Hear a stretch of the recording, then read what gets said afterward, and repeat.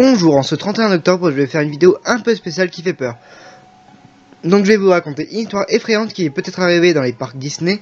Alors prenez votre masque et vos bonbons parce que c'est parti. Alors voilà, il y a 2 ans, mes potes et moi, on avait essayé de rester dans le parc après l'heure de fermeture. Notre but était seulement de prendre des photos, rien de méchant. On voulait juste pouvoir dire qu'on l'avait fait, vous voyez?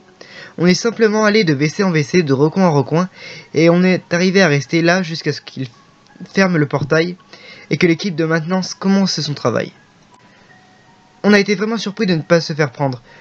C'en était presque étrange, quand on sait à quel point Disney prend à cœur la sécurité. Nos cœurs battaient comme si nous étions fous, et on s'est assis là pendant un moment, caché derrière une pierre tombale pas loin du manoir hanté. On a remarqué que c'était bien vrai.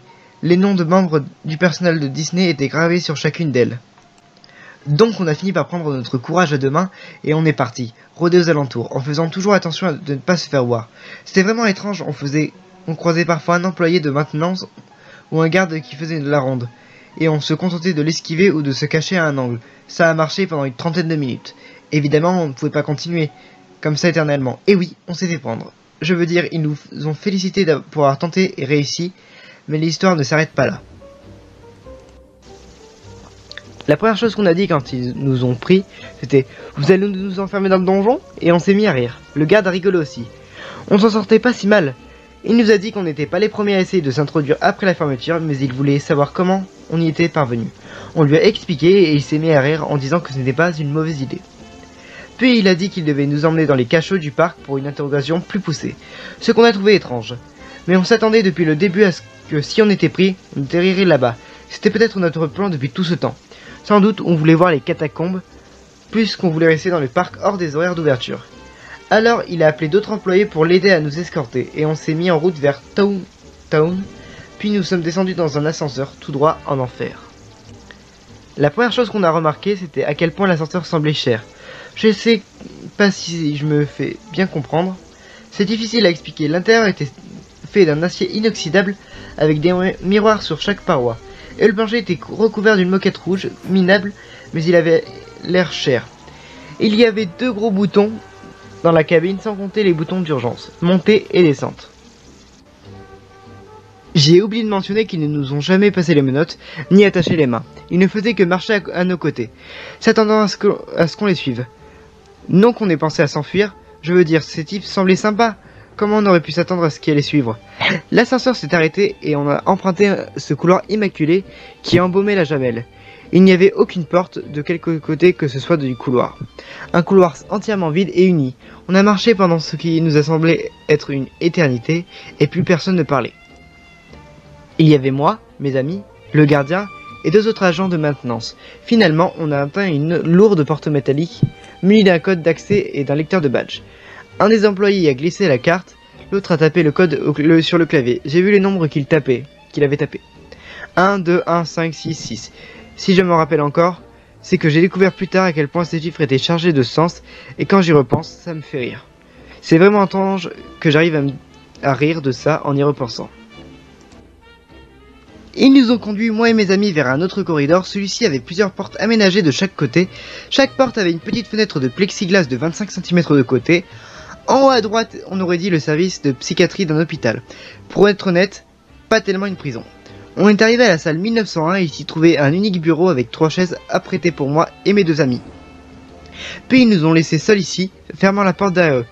On s'est assis sur les chaises comme des gamins obéissants et on a attendu leur retour. Mais ils ne sont jamais revenus. On a patienté 2 heures et on n'a vu personne. Tim s'est approché de la porte et curieusement elle n'était pas verrouillée. Il ne l'a pas ouverte cependant, il craignait qu'il y ait un garde dehors et qu'il pense qu'on cherchait à s'échapper. Et on ne voulait pas chercher plus d'embrouille. Alors on a laissé passer 25 minutes, mais on commençait vraiment à s'impatienter. Et on a finalement décidé de sortir. Le couloir était aussi vide que tout à l'heure, aucun signe de vie, rien. On a commencé à appeler. « Oh oui, y a quelqu'un ?» Personne n'a répondu à nos appels. On a remarqué des caméras de surveillance qui étaient placées au-dessus de chaque porte et on s'est demandé s'il y avait la moindre âme qui vivait dans cet endroit. On aurait dû partir sans hésiter, mais encore une fois, comment on aurait pu savoir à ce moment que c'était le mieux à faire? Toutes les portes se ressemblaient et toutes portaient un numéro propre. Ils n'étaient pas dans l'ordre, les nombres étaient dispersés. Par exemple, celle de notre cellule était la salle 1901, mais la porte suivante portait le numéro 1205. On y a un peu réfléchi et on a fini par supposer que les numéros étaient attribués au hasard. On marchait le long de ce couloir sans vraiment savoir où on allait, ce qu'on allait espérer trouver ou simplement si ça avait de l'importance. Guy a décidé qu'on devait juste partir. D'après lui, s'ils avaient vraiment besoin de nous ici, ils seraient revenus. Et c'est peut-être juste une technique pour nous effrayer, il voulait sans doute juste nous faire croire qu'on avait été arrêtés et ils nous attendent dehors en rigolant. J'étais vraiment lassé de tout ça. Tim, lui, avait été resté calme pendant tout ce temps. Se contentant de hocher la tête de temps en temps, il était plus intéressé par les petites fenêtres qu'il y avait dans le coin des portes. C'était pas une bonne idée. J'ai essayé de lui dire, bien sûr, mais on n'écoute pas sa raison quand on flippe comme on flippait à ce moment-là. Et là, on flippait à mort. Les caméras au-dessus des portes avaient un système de détection de mouvement et suivaient nos errements à travers les couloirs déserts. Une petite lumière rouge au-dessous de l'objectif clignotait à chaque seconde. On n'entendait pas un bruit à part notre respiration, puis c'est arrivé. On avait atteint le bout du couloir. Malheureusement, la porte avait un autre code. J'ai essayé celui d'avant, celui que je les avais vu entrer tout à l'heure, mais il était invalide. À ce moment précis, les lumières se sont éteintes et on a entendu les portes. Bon Dieu, je les revois encore aujourd'hui. Ces putains de portes se sont ouvertes, tout alignées le long des murs. Elles ont produit un grincement, puis un grand fracas comme elles heurtaient avec force le mur derrière elles. Comme je l'ai dit, après avoir tapé le mauvais code, les lumières se sont éteintes et les portes se sont ouvertes, sauf celle avec le code. On avait aussi remarqué qu'au moment de l'ouverture, un peu de lumière s'échappait par les portes. On est resté là abasourdi pendant 5 bonnes minutes, sans savoir quoi faire. On a supposé qu'on venait d'enclencher une alarme et que c'est juste un protocole, une manœuvre normale en cas d'évasion. Qu'est-ce qu'on était supposé penser? Alors on est retourné sur nos plans, sur nos pas, en s'éloignant de la porte verrouillée. Pour une raison ou une autre, on s'est mis à paniquer, et on a été pris d'une envie de courir. On s'est pas concerté, c'est comme si à ce moment précis on avait tous su ce qu'on devait faire. L'instinct comme un bébé gazelle qui sait qu'enfuir un lion. On était dans la tanière d'un lion d'ailleurs. On n'a pas commencé à regarder par les portes avant d'en avoir dépassé une dizaine. Devant chaque ouverture se tenait un personnage en costume. On a couru devant des Donald, des Mickey, des Dingo, des Pluto et tous les autres personnages de Disney. C'était dément et on a crié aussi fort que nos poumons le permettaient. Je sais ce qu'on dit. Ne regarde jamais derrière toi quand tu cours. Mais je l'ai fait. Ils quittaient leur cellule et ils nous suivaient. Ils ne couraient pas, ils se contentaient de marcher nonchalamment. C'est ce qui rendait ça encore plus terrifiant. Presque comme s'ils savaient qu'on n'avait nulle part où aller. Aujourd'hui, je me demande si tout ça n'était pas dans ma tête. Juste à cause de la peur et de la pure panique qu'on vivait à ce moment. Mais je jure sur la vie de ma mère que j'ai entendu se jouer It's a Small World à travers un interphone. J'ai une grande peur des poupées, et l'attraction m'a toujours effrayé. Et maintenant je les voyais, les petites poupées mécaniques qui se tenaient dans l'encadrement des portes alors qu'on passait. Les personnages en costume nous suivaient toujours. Les poupées ne nous pourchassaient pas. Dieu merci, je crois que j'aurais fait une attaque si je les avais vus suivre l'escorte. Ça n'arrangeait pas tant que ça les choses. Je veux dire, combien de fois avez-vous été suivi par un groupe de gens costumés, apparemment disposés à vous dévorer vivants? Du moins, c'est ce que je me disais pour me persuader de continuer à courir. S'arrêter signifiait se faire dévorer par un putain de Donald Duck. Je sais pas pour vous, mais c'est pas comme ça que je veux mourir. Tim pleurait, Guy transpirait et respirait fort. J'ai tourné la tête pour voir si on était toujours suivi. Bien sûr, on l'était. Je ne suis pas plus sûr de combien de portes on avait dépassé à cet instant, ou s'il y avait vraiment un personnage différent devant chacune. Mais je savais que ce couloir avait une fin, et on allait sortir de là rapidement. Plus facile à dire qu'à faire. Après une ou deux minutes de course, j'ai à nouveau regardé derrière moi, et j'ai vu qu'on ne pouvait plus rien voir derrière nous. J'entends toujours le bruit de leurs pas, mais je suppose qu'on était trop loin pour les voir, et qu'ils continuaient de marcher normalement. Le couloir se poursuivait sur ce qui semblait être une éternité, et Guy a eu besoin de s'arrêter où il allait tomber d'épuisement. La porte à côté de nous était ouverte et la lumière allumée, mais rien dans la pièce.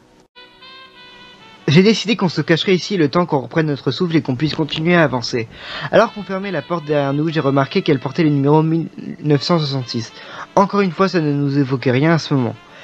Tim a arpenté la pièce, Guy était allongé par terre, respirait toujours aussi fort, et j'étais à la fenêtre. Je ne voyais rien dehors. Plus de musique, plus rien. Il faisait sombre dans le couloir et c'était difficile d'en être sûr.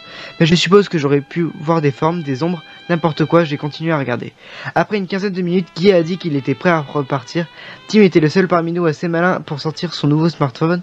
Aucun signal évidemment, il a ouvert la porte lentement, précautionneusement, mais on n'entendait aucun bruit de pas. Plus rien ne nous suivait, mais on a pris le risque, on s'est remis à courir. Ça ne nous a pris que 7 minutes pour atteindre la porte. Elle n'avait pas de code et elle était ouverte. On est entré dans le corridor d'avant et Dieu merci, il n'y avait aucune porte. On a couru jusqu'à l'ascenseur et on a pressé le bouton monter et on s'est regardé encore éberlué par ce qui venait de se passer. Aucun de nous ne parlait, on a juste attendu jusqu'à ce que la porte s'ouvre et on est retourné à Toontown et on a commencé à se diriger vers le portail principal. On a fait profil bas en utilisant la même technique d'esquive qui nous avait amené ici. Les employés de maintenance et les responsables de sécurité étaient toujours là. Mais on ne pouvait pas attendre plus longtemps. Finalement, Tim n'a pas plus tenu et est parti en sprintant. Je ne voyais pas ce qui avait pu le mettre dans cet état. Jusqu'à ce que je vois que tout le monde dans le parc était immobile, nous fixant le visage blême. La voix dans les haut-parleurs disait que 3 fugitifs s'étaient échappés et devaient être raccompagnés à leur cellule. On a immédiatement rattrapé Tim, des personnages en costume ont jailli des ombres, les employés et des gardes derrière eux. Tout le monde nous courait après. Je n'y voyais pas clair, mais je pouvais imaginer la bave dégoulinant de leur gueule. Ils voulaient qu'on retourne là-dessous. On s'est échappé et ils étaient furieux. Le portail était tout près. Le plus effrayant dans tout ça, c'est qu'on n'entendait rien, à part la voix dans l'interphone. Aucun bruit de fond, aucun son de la part des employés, même maintenant, alors qu'on courait apparemment pour nos vies. Les personnages, les employés, les gardes, aucun d'entre eux ne nous adressait le moindre mot. Aucun ne criait, aucun ne nous disait de nous arrêter, rien que le bruit de nos pas, et parfois Guy qui suffoquait. Même après qu'on soit arrivé à passer le portail principal du parc, on a continué à courir jusqu'au parking. La voiture n'était plus là, et on était planté là sans savoir quoi faire. On a continué à pied sur la route pendant des kilomètres, en s'arrêtant parfois pour prendre notre souffle.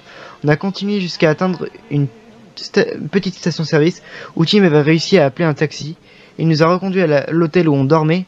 On a payé la course et chacun est retourné dans sa chambre. Finalement, le lendemain, on a reçu un appel au bureau de l'accueil de l'hôtel et on s'est présenté là-bas. Il y avait des officiers de police qui nous attendaient, ils nous ont dit que notre voiture avait été mise à la fourrière et on a dû payer l'amende. Ils ne nous ont rien demandé de plus et on ne s'est pas embêté à dire à la police ce qui nous était arrivé hier.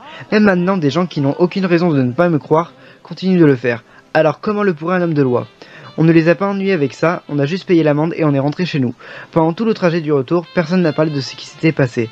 Ce n'est que 2 semaines après que je me suis mis à chercher les numéros dont je me souvenais. Simple curiosité, je suppose. Comme vous le savez, sans doute, Walt Disney est né le 5 décembre 1901. La chambre où on se trouvait était le 1901 et celle d'à côté le 1205. De plus, il est mort le 15 décembre 1966, ce qui était le code que l'employé avait rentré pour nous conduire dans le couloir principal. Quelle étrange coïncidence, je me suis dit. Est-ce que tout ça était bien vrai ? Je n'en sais rien. Peut-être que c'était juste notre imagination. Nous étions fatigués, il était à peu près 1h du matin quand on s'est échappé, alors que c'est possible que ce soit ça. N'empêche, je n'oublierai jamais ça. Je ne suis plus jamais revenu dans un parc Disney depuis.